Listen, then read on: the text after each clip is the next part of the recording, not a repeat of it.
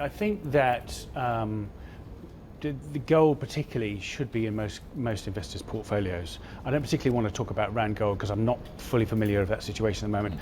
We have slowly rebuilt mining positions in portfolios recently with the strength we've seen and the valuations, particularly of the big ones, the Rios, who I think have got figures later this week, begin to look really quite attractive with rising commodity prices, and they are very operationally geared, and people forget that and do provide a reasonable income.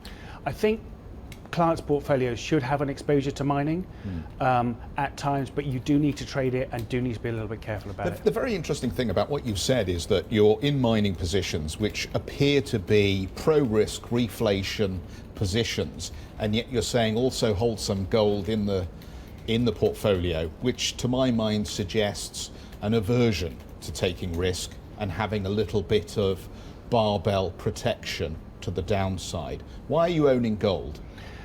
If you believe in owning miners? Yeah, well, exactly. It's a bit of a dichotomy, I guess. Gold is an insurance. Gold is like buying car insurance.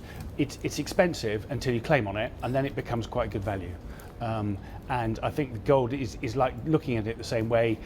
It should be in most portfolios at some stage. I'm not sure at the moment clients should own that much of it, maybe start thinking about it. It's obviously performed quite badly since the Trump election and rallied a bit. I'm not totally convinced it should have that much, but it is a useful insurance trade. I love that you mentioned the divvy when you said miners, because I think this has been overlooked with all the cutbacks that's taken place in the sector.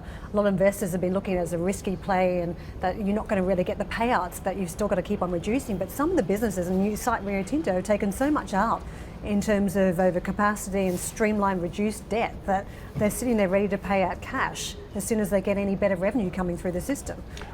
One of the problems that slightly worries me about the miners is that they've reduced capex dramatically, and trying to work out what the right capex number is always quite difficult. And you need to know what that capex number is because you need to understand how much the free cash flow is. And it's kind of half what it was 4 or 5 years ago, and that seems like a big number to me.